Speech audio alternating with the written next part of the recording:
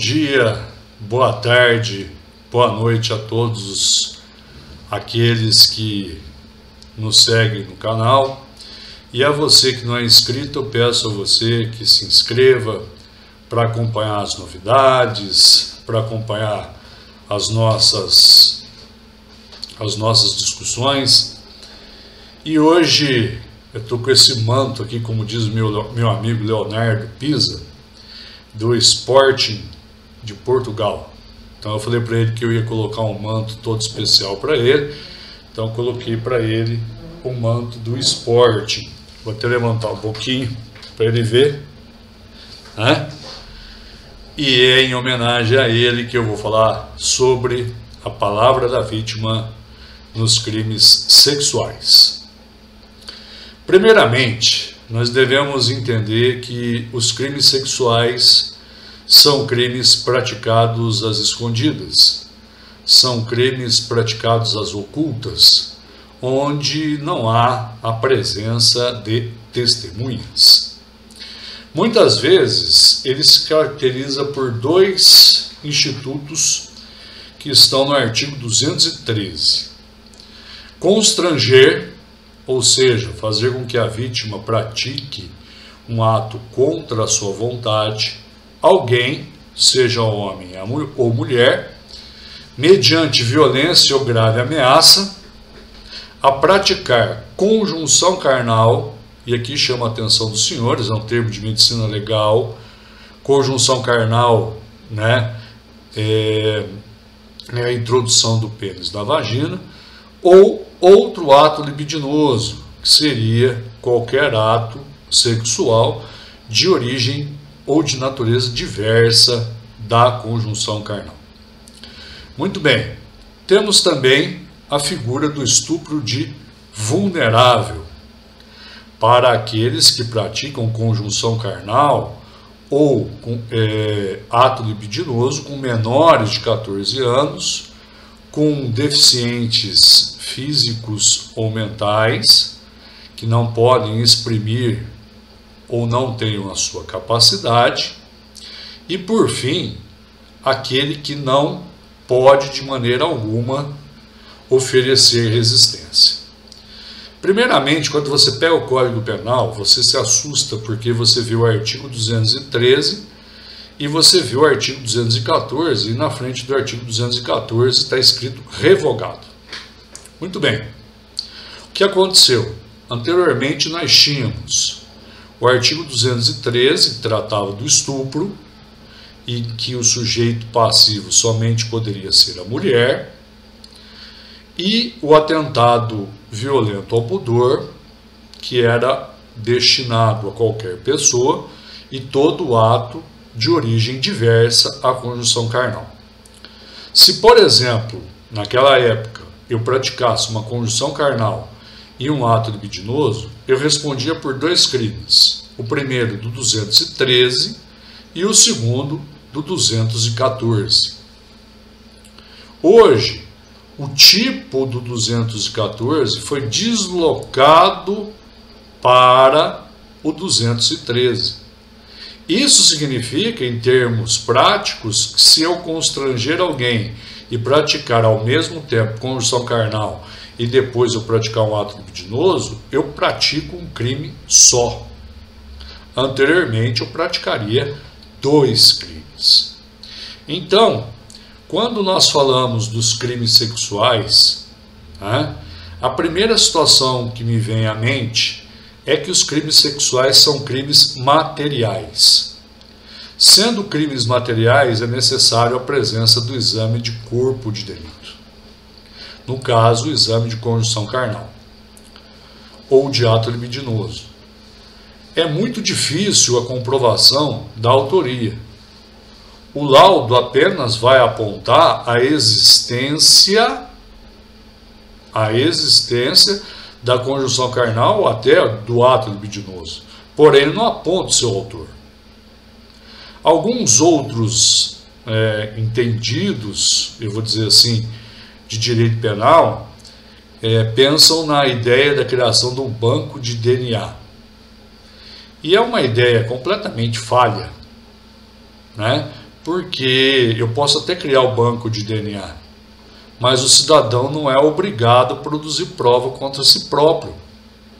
Ora, eu tenho o banco do DNA, eu tenho o material genético, só que eu não posso tirar material genético do acusado para comparação, porque ele não é obrigado a produzir prova contra si mesmo. Em terceiro lugar, a lei 12.015 ela foi muito boa, porque anteriormente as ações penais, no começo eram ações penais privadas. Então a vítima, além de passar pelo constrangimento do estupro ou do atentado violento ao pudor, tinha que ingressar com a queixa-crime contra o sujeito. A situação melhorou um pouquinho quando o crime passou a ser de ação penal pública condicionada à representação. Aí a vítima apenas autorizava o Estado a processar o infrator. Todavia, hoje, os crimes são de ação penal pública incondicionada. Talvez o fato da ação penal ser privada, talvez o fato da ação no passado ser pública condicionada, explique a grande quantidade de crimes de estupro que nós tivemos e que quando uma mulher tem a coragem de denunciar, ela tem a coragem de denunciar, outras vão atrás. E muitas vezes já havia decorrido o prazo decadencial e nada poderia ter sido feito. Hoje a ação penal ela é pública incondicionada, não há mais necessidade de autorização da mulher ou de autorização de quem quer que seja. Mas o tema central da nossa discussão de hoje é a questão da palavra da vítima. Nós sabemos que a palavra da vítima nos crimes sexuais ela tem especial relevo, principalmente quando amparada nos demais elementos de prova constantes nos autos. Se ela for firme, se ela for segura, se ela for concisa, se ela não tiver dúvidas, há uma grande chance de condenação do acusado. Porém, há os seus prós e há os seus contras. Para montar essa aula, necessário se faz dizer que a gente tem que estudar. E eu fui estudar, e o Superior Tribunal de Justiça, ele divulgou a edição 111 de Jurisprudência em Teses, com o tema Provas do Processo Penal, e foi destacada a seguinte tese pelo STJ. Nos delitos sexuais comumente praticados às ocultas, a palavra da vítima possui especial relevância, desde que esteja em consonância com as demais provas dos autos. Ora, é necessário sempre, há tempos atrás surgiu na internet uma questão do estupro, estupro culposo. Não existe estupro culposo. Aliás, essa expressão sequer foi citada na decisão do magistrado. O elemento subjetivo do crime de estupro é o dolo, que é a vontade consciente de constranger a vítima contra a sua vontade a manter conjunção carnal ou praticar ato libidinoso. Destaca-se, nesse sentido, a lição de César Bittencourt. O elemento volitivo do crime de estupro é o dolo. Então, essa questão que se falou aí sobre estupro culposo é uma grande falácia, uma grande mentira, não existe. O valor probatório. Imagine você, juiz, de um lado você tem a palavra da vítima, de outro você tem a palavra do réu, e de outro lado você tem um laudo pericial que indica ou não a prática de conjunção carnal. Nesse ponto, nós vamos entrar aqui na controvérsia da palavra da vítima. O primeiro autor que eu trago para vocês é o professor Guilherme de Souza Nutti, no seu livro Direito Penal, de 2009, na página 582, ele diz o seguinte: a palavra da vítima é um ponto extremamente controverso e delicado na avaliação da prova. Deve ser considerado como meio de prova, assim como qualquer outro abordado no capítulo anterior das provas. Porém, deve ser estudado de uma forma especial, pois é dotado de sentimentos e frustrações pelo fato ocorrido, tomando precauções necessárias para evitar condenações ou absolvições injustas. A palavra da vítima tem ganhado força especial como prova para a condenação do acusado, desde que esteja em conformidade com as demais provas colhidas nos autos. Um julgado do Tribunal de Justiça do Pará, ele vai nessa esteira de raciocínio do professor Guilherme de Souza Nutti. No delito de estupro de vulnerável, normalmente praticado às escondidas, longe dos olhares das testemunhas visuais, deve-se dar crédito à palavra da vítima, notadamente quando ela está em harmonia com as demais provas constantes nos autos e se mostra segura e coerente. Até aqui, nós acompanhamos a questão da palavra da vítima como elemento crucial, para a condenação do acusado. Só que existem algumas ponderações que devem ser feitas, e eu gostaria de citar alguns autores que criticam essa situação, como o professor de Medicina Legal da Universidade de São Paulo, o professor Hélio Gomes. Diz o professor Hélio Gomes o seguinte: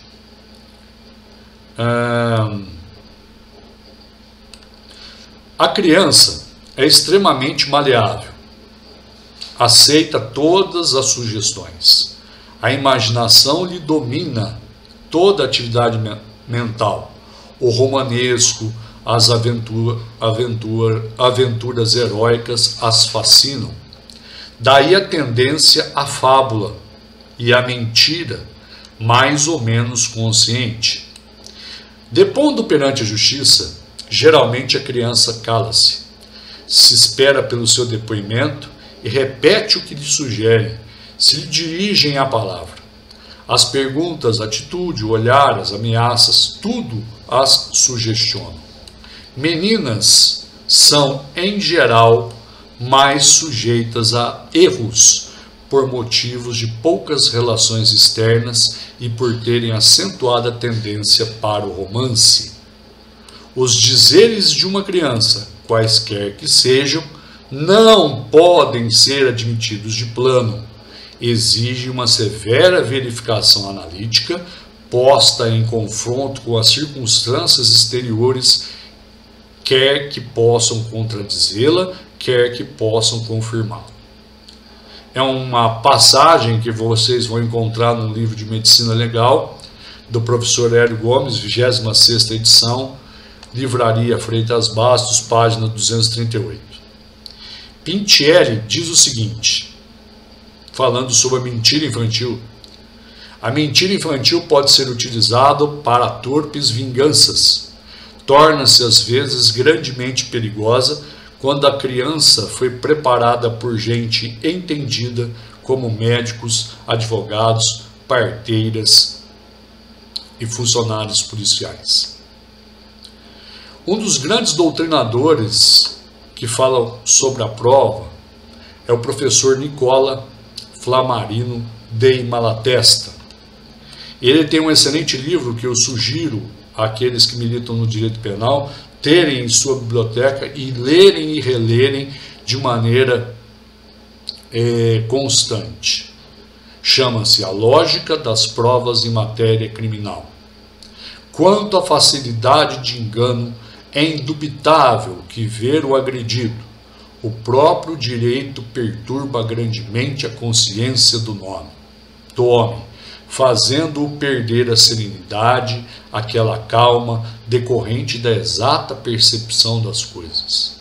Todo crime faz nascer, portanto, no espírito do ofendido, uma perturbação, tornando difícil a exata percepção das coisas, o que possibilita os enganos. Quando nós falamos disso, várias situações podem ocorrer. O juiz pode absolver o réu, alegando a ausência de prova, se, evidentemente, a palavra da vítima não estiver em confronto com os demais elementos dos autos, e o juiz pode condenar o réu. Vamos supor que o acusado tenha sido condenado e vamos supor que posteriormente a sua condenação transitada em julgado, a vítima se retrate dizendo que não foi estuprada. Qual a providência que eu, advogado ou advogada, devo tomar? Primeiro, fazer um pedido de justificação judicial. Justificação judicial é proposta perante o juiz que proferiu a sentença condenatória. A prova é colhida perante o juiz, perante o Ministério Público. Os autos lhe serão devolvidos e essa prova instruirá o pedido de revisão criminal. Um pedido de revisão criminal é uma ação autônoma a desconstituir uma sentença penal condenatória, e sendo parecida com a ação rescisória, porém sem prazo, mas ela deve ser instruída com os elementos de prova. E por que eu digo isso? Porque a revisão criminal não admite dilação probatória, todos os elementos devem ser juntados com a inicial. Então, nós temos, por um lado, esse boletim informativo do STJ, por outro lado, palavras de doutrinadores explicando o papel da psicologia forense no depoimento das crianças, e lembrar aos senhores que a Lei 12.015 retirou o artigo 214, colocando o 214 junto com o 213, transformou a ação penal em ação penal pública incondicionada e principalmente, essa questão do estupro de vulnerável. Estupro de vulnerável é quando alguém pratica a conjunção carnal, o ato libidinoso, com pessoa menor de 14 anos. Ou que por qualquer motivo não possa oferecer resistência. Há uma grande discussão jurídica, se a questão da embriaguez, se ela pode oferecer resistência ou não, a droga, se ela pode oferecer resistência ou não. Se ela não puder oferecer a resistência, o crime de estupro estará consumado. São essas pequenas anotações que eu faço para vocês. Léo, espero que você tenha gostado do manto. Esse é um manto novo do atual campeão português, E para vocês, como eu sempre termino, grande beijo no coração de vocês e até a próxima, se Deus quiser.